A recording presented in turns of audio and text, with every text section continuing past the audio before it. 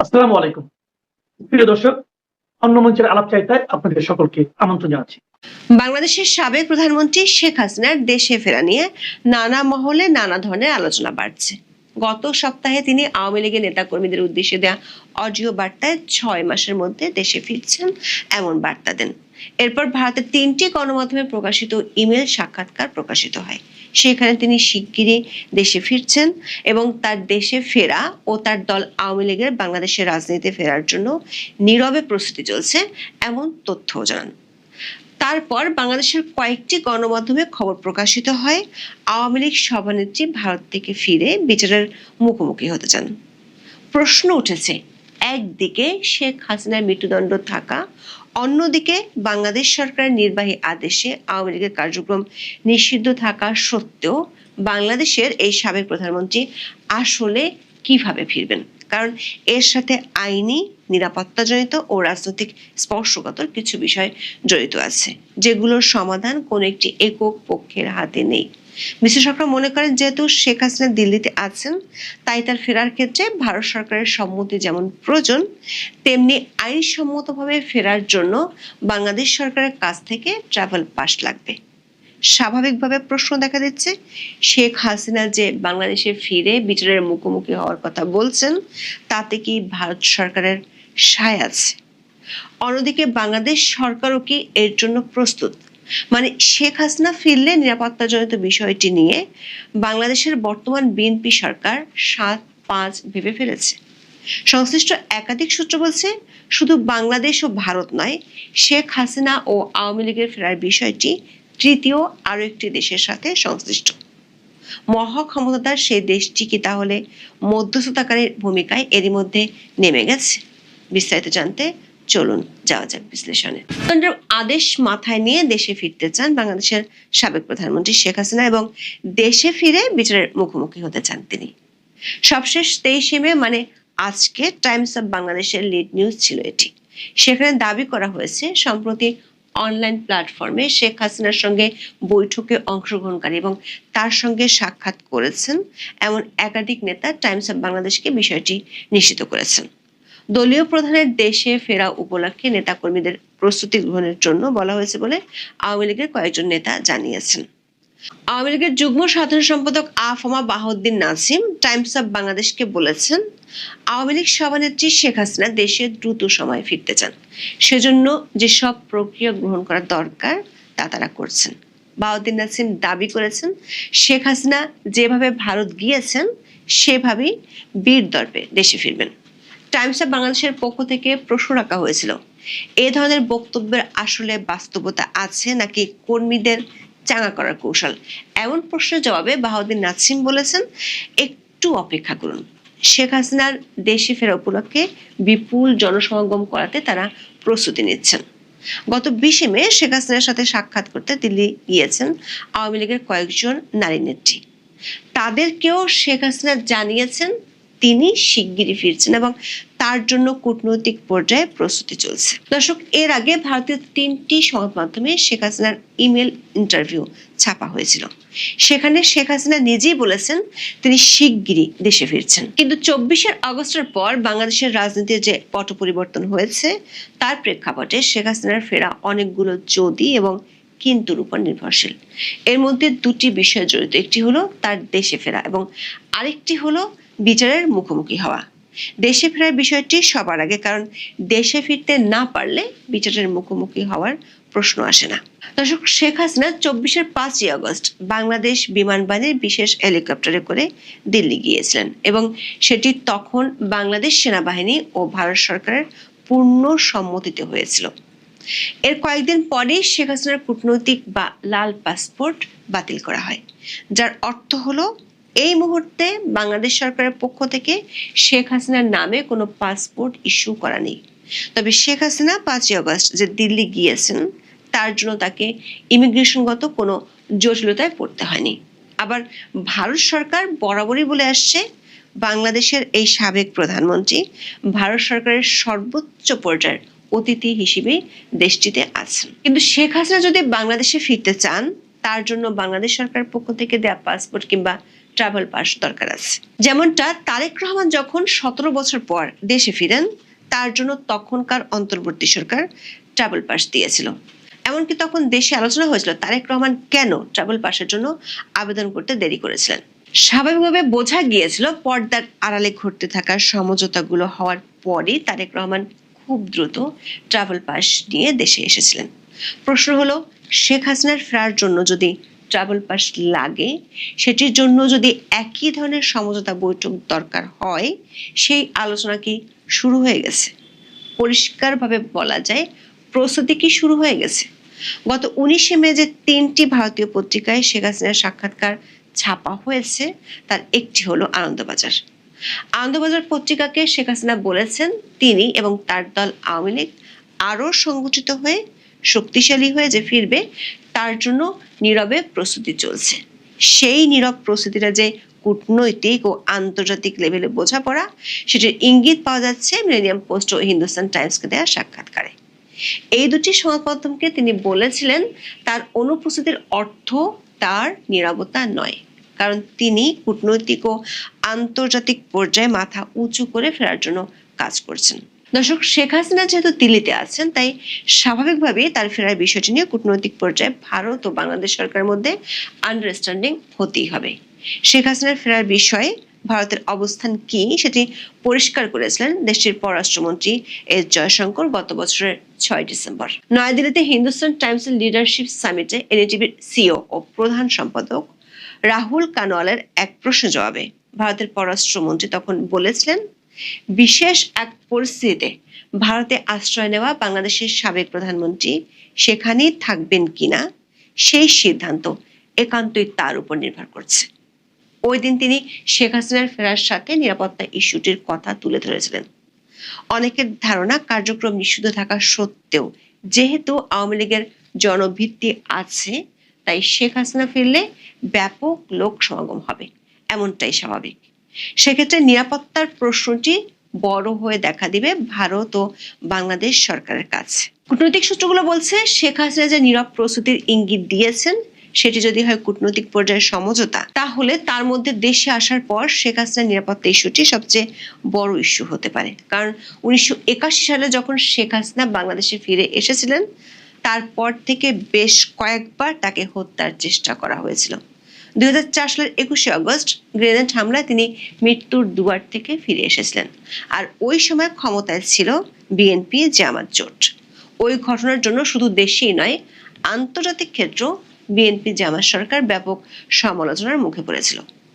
বিশ্লেষকরা মনে করেন, শেখ হাসিনার স্বদেশ ফেরার ক্ষেত্রে তার নিরাপত্তা ইস্যুটি নিয়ে ভারত ও বাংলাদেশ সরকারের মধ্যে কতটুকু সমঝোতা হচ্ছে তার উপর অনেক কিছু নির্ভর করছে। অনেকে বলছেন, এখনো পর্যন্ত প্রশাসনিক কর্মকাণ্ড দেখে মনে হচ্ছে না বিএনপি কিংবা সরকার আওয়ামী লীগকে খুব বেশি ছাড় দিতে চায়।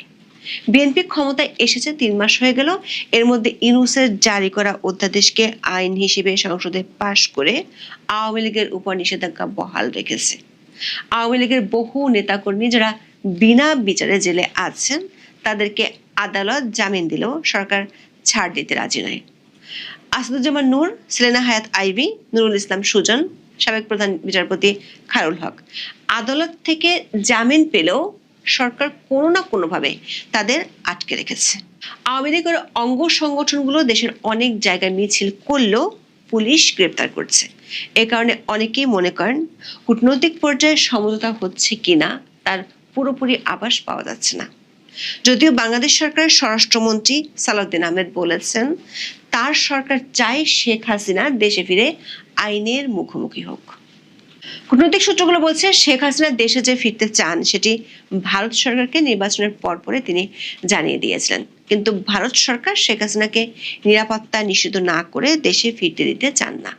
আবার বাংলাদেশে ফিরতে হলে বাংলাদেশ সরকারের কাছ থেকে যে ট্রাভেল পাস লাগবে, সেটিও সমঝোতার অংশ। সূত্রগুলো বলছে, শেখ হাসিনা এবং আওয়ামী লীগ ইস্যুটি নিয়ে নির্বাচনের আগে একটি পশ্চিমা দেশের মধ্যস্থতায় ভারতের সাথে বিএনপির আলোচনা হয়েছিল। বাংলাদেশে মার্কিন রাষ্ট্রদূত নির্বাচনের 10 দিন আগে বিএনপির শীর্ষ নীতি নির্ধারক ও ভারতের সাবেক রাষ্ট্রদূতের সাথে আলোচনা করেছিলেন। নির্বাচনের পর পুরাতন সেই সমঝোতার বিষয়টি ক্ষমতাসীন বিএনপিকে স্মরণ করিয়ে দেওয়া হয়েছে। কূটনৈতিক সূত্রগুলো বলছে তা নিয়ে এরই মধ্যে তিন পক্ষের আলোচনা হয়েছে। বিএনপির একজন শীর্ষ নীতি নির্ধারক মধ্যপ্রাচ্যে আছেন, সেখানেও বিষয়টি নিয়ে তিন পক্ষের আলোচনা হয়েছে। বিএনপির আরেক শীর্ষ নীতি নির্ধারক কিছুদিন আগে লন্ডনে গিয়েছিলেন, সেখানে একই সময় দিল্লি থেকে গিয়েছিলেন ট্রাম্পের বিশেষ দূত সার্জিও ঘোষ। দিল্লির একটি সূত্র বলছে বাংলাদেশের অভ্যন্তরীণ রাজনীতি ও আঞ্চলিক নিরাপত্তার ইস্যু নিয়ে ভারত ও যুক্তরাষ্ট্রের মধ্যে উচ্চ পর্যায়ে আলোচনা হবে কাল পরশু। সেখানে সমঝোতা হলে সেই বার্তা পৌঁছে যাবে বাংলাদেশ সরকারের শীর্ষ পর্যায়ে। তাহলে কূটনৈতিক পর্যায়ে এসব আলোচনা থেকে কি শেখ হাসিনা বলছেন তার মাথা উঁচু করে ফেরার জন্য নীরব প্রস্তুতি চলছে? একটি সূত্র বলছে বিএনপি সরকারের কাছে আওয়ামী লীগের কার্যক্রমের উপর নিষেধাজ্ঞা তুলে দেওয়া অনেক সহজ, কিন্তু শেখ হাসিনাকে দেশে ফেরার অনুমতি দেয়া অনেক কঠিন। কারণ সরকারের শীর্ষ মহল মনে করে শেখ হাসিনা দেশে ফিরলে আওয়ামী লীগ পুরো শক্তি ফিরে পাবে, তখন দলটি নিষেধাজ্ঞা বহাল থাকলেও তাদের ঠেকানো প্রায় অসম্ভব হয়ে যাবে। খবরে বলা হচ্ছে শেখ হাসিনা দেশে ফিরে বিচারের মুখোমুখি হতে চান। টাইমস অফ বাংলাদেশের খবরে বলা হয়েছে সম্প্রতি শেখ হাসিনার সঙ্গে সাক্ষাৎ করেছেন ইউরোপ আওয়ামী লীগের এক নেতা। নাম প্রকাশ না করার শর্তে টাইমসকে তিনি বলেছেন সাবেক প্রধানমন্ত্রী দেশে ফিরে বিচারের মুখোমুখি হতে চান। তার এই মনোভাবের কথা ভারত সরকারকে জানানো হয়েছে। এমনকি তিনি আগামী 15 আগস্ট আগে দিল্লিতে বাংলাদেশ হাই কমিশনের কাছে ট্রাভেল পাসও চাইতে পারেন। দর্শক, শেখ হাসিনার বিরুদ্ধে 600-ও বেশি মামলা আছে। কয়েকটি মামলার রায় হয়েছে, তার মধ্যে জুলাই আন্দোলনে মানবতা বিরোধী অপরাধে আন্তর্জাতিক অপরাধ ট্রাইব্যুনাল গত 17 নভেম্বর শেখ হাসিনা ও তার সরকারের স্বরাষ্ট্রমন্ত্রী আসাদুজ্জামান খান কামালকে মৃত্যুদণ্ড দিয়েছে। এটি সবচেয়ে গুরুতর শাস্তি। আইনি পরিভাষায় বলতে গেলে সাধারণ নিয়মে এই রায়ের বিরুদ্ধে সরাসরি আপিল করার নিয়মিত সময়সীমা পার হয়ে গেছে।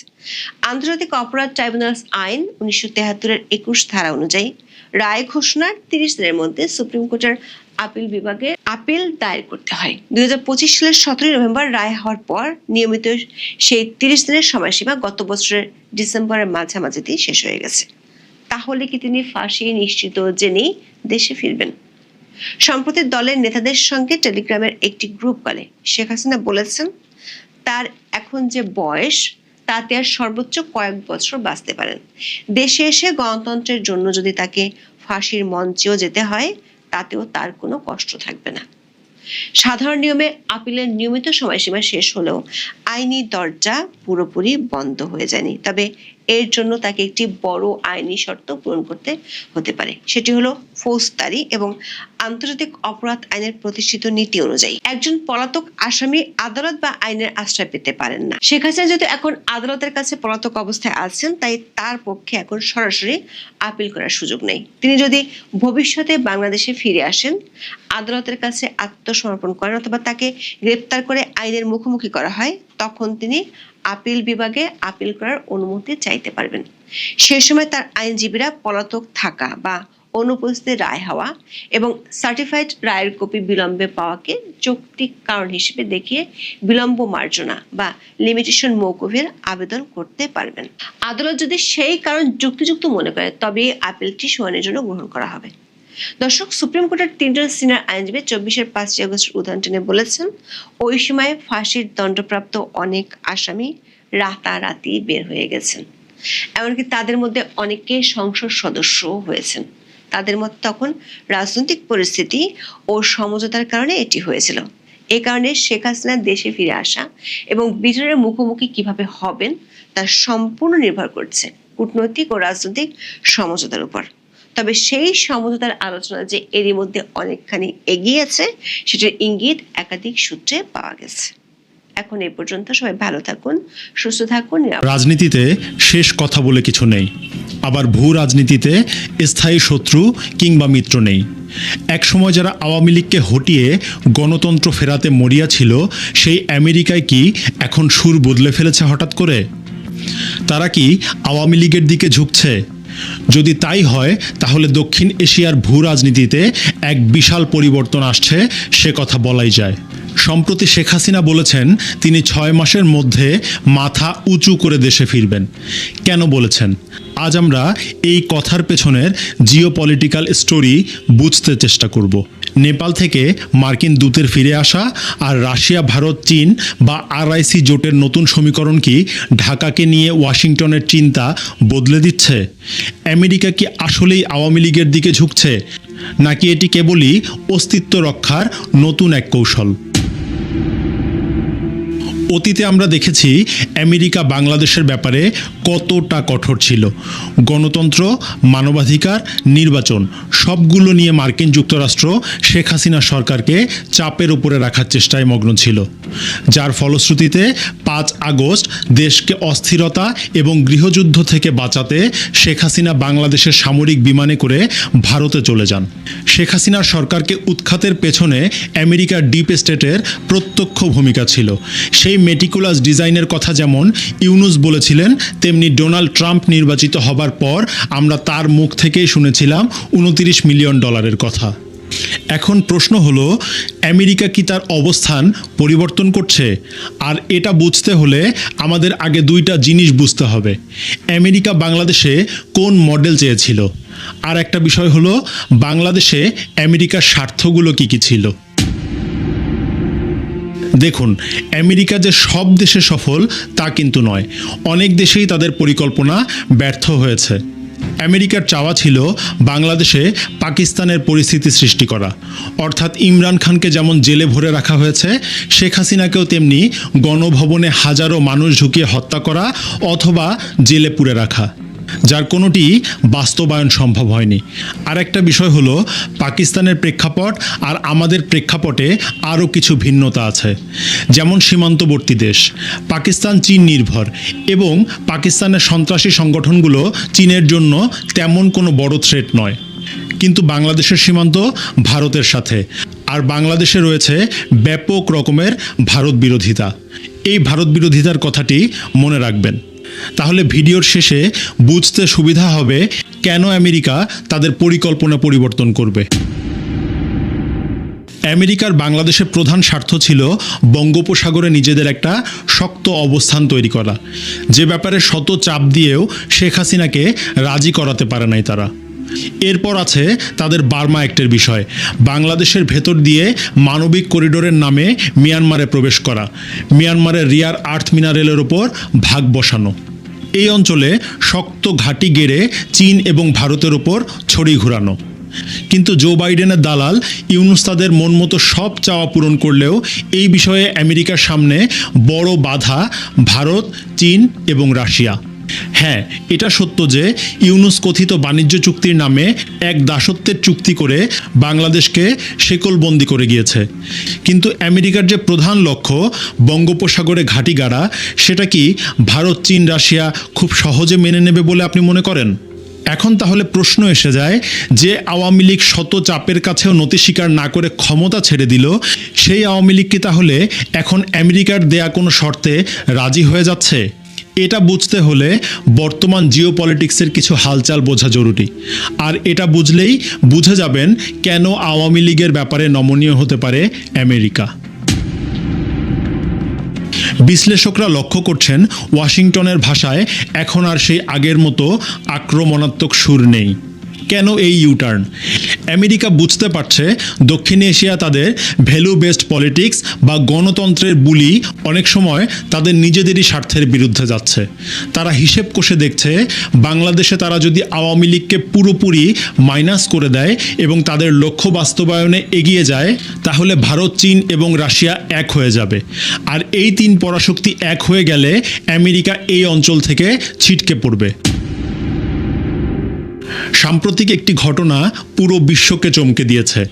ভারতে নিযুক্ত মার্কিন রাষ্ট্রদূত সার্জিও গোর নেপাল সফরে গিয়েছিলেন, কিন্তু নেপালের প্রধানমন্ত্রী বালেন্দ্র তার সাথে দেখা করতে অস্বীকৃতি জানান।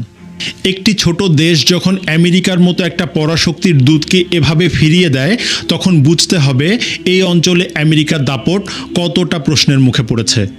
আমেরিকাও বুঝতে পারছে হিমালয়ের দেশগুলোতে তাদের প্রভাব কমছে। এখন যদি বাংলাদেশেও তারা একই রকমের ভুল করে এবং পুরোপুরি জনবিচ্ছিন্ন হয়ে পড়ে, তবে এই অঞ্চলে তাদের দাঁড়ানোর আর কোনো জায়গা থাকবে না। নেপালের এই না আমেরিকার নীতি নির্ধারকদের বাংলাদেশের রাজনীতি নিয়ে নতুন করে ভাবতে বাধ্য করছে। ভিডিও শুরুতেই বলেছিলাম ভারত বিরোধিতা কথাটি মনে রাখতে।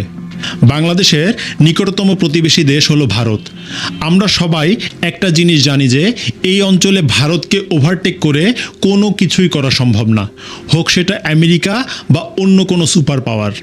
আর ভারতের পরীক্ষিত মিত্র আওয়ামী লীগ।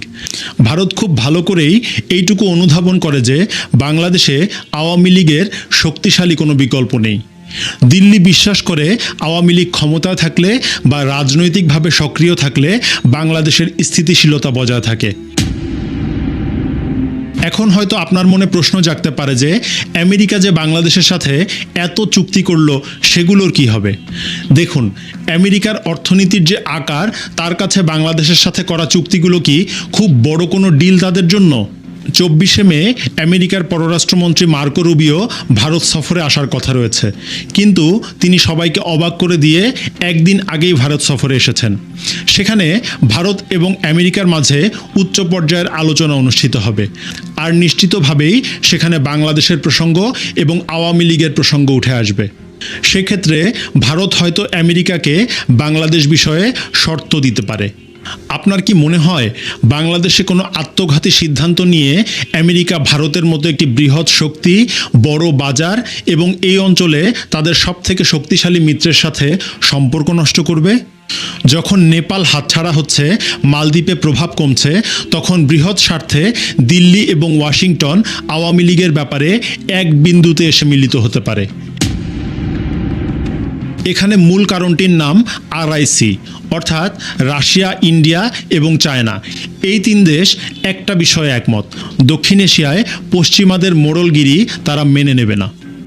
রাশিয়া এবং চীন তো বটেই, এমনকি ভারতও চায় না বাংলাদেশে আমেরিকার অতিরিক্ত প্রভাব থাকুক। দেখুন, ইরান যুদ্ধের কারণে আমেরিকা এমনিতেই এই মুহূর্তে ব্যাকফুটে আছে। আমেরিকা যদি বাংলাদেশে অতিরিক্ত বল প্রয়োগের চিন্তা করে আর যদি হিতে বিপরীত হয়, তাহলে বঙ্গোপসাগরে আমেরিকার প্রভাব চিরতরে বিলীন হতে পারে। আর এই ভয় থেকেই হয়তো আমেরিকা এখন আওয়ামী লীগের সাথে একটি ওয়ার্কিং রিলেশন বা সমঝোতায় আসার চেষ্টা করছে। বাংলাদেশের অন্তর্বর্তীকালীন সরকারের সময়ে ভঙ্গুর আইন শৃঙ্খলা পরিস্থিতি, উগ্রবাদী সংগঠনের উত্থান ওয়াশিংটনকে দুশ্চিন্তায় ফেলেছে। ভারত তাদের সীমান্ত নিরাপত্তার স্বার্থে যে কোনো রকম পদক্ষেপ নিতে পিছপা হবে না। আর এই বেলায় যদি সামনে আমেরিকাও এসে দাঁড়ায়, তবুও ভারত সামনে পেছনে কিছুই চিন্তা করবে না। এই ইস্যুতে ভারত রাশিয়া এবং চীনকেও পাশে পাবে। আর আমেরিকার যেহেতু প্রধান মাথা ব্যথা চীন, তাই চীনের আগ্রাসন রুখতে ভারতের এই চাওয়ার সাথে একমত হতে পারে মার্কিন যুক্তরাষ্ট্র। আমি শুরুতেই বলেছিলাম, আওয়ামী লীগ কি তাহলে আমেরিকার দেয়া কোনো শর্ত মেনে নিতে পারে? উত্তর হলো না। শেখ হাসিনা দেশের স্বার্থবিরোধী কোনো শর্ত মানবেন না, কিন্তু তারপরও আমেরিকা আওয়ামী লীগের দিকে ঝুঁকতে পারে। কারণ তা না করলে আমেরিকা এই অঞ্চলে তাদের কর্তৃত্ব হারাতে পারে। তাই এই অঞ্চলে অন্তত টিকে থাকার জন্য হলেও আমেরিকা আওয়ামী লীগের দিকে ঝুঁকতে পারে। আর এতে করে ভারতের সাথেও আমেরিকার সাম্প্রতিক সময়ে যে বোঝাপড়ার ঘাটতি রয়েছে তা কমে যাবে। আমেরিকা হয়তো ভালোবেসে আওয়ামী লীগের দিকে ঝুঁকছে না, বরং তারা বাধ্য হচ্ছে। নেপালের অপমান, RIC জোটের উত্থান আর ভারতের শর্তের কাছে নতি স্বীকার করেই তারা তাদের স্ট্র্যাটেজি পরিবর্তন করতে পারে। আর এই আন্তর্জাতিক বিষয়গুলোর কারণেই শেখ হাসিনা ফিরে আসার ইঙ্গিত দিয়েছেন। যদি এমন কিছু সত্যি হয়, তবে বাংলাদেশ সহ এই অঞ্চলের রাজনীতি কেমন হতে পারে বলে আপনি মনে করেন? জানতে চাই আপনার মতামত। লিখে জানাতে পারেন আমাদের কমেন্ট বক্সে। আবার দেখা হবে রাজনীতির কোনো জটিল হিসেবের খাতায়। সে পর্যন্ত বিদায়।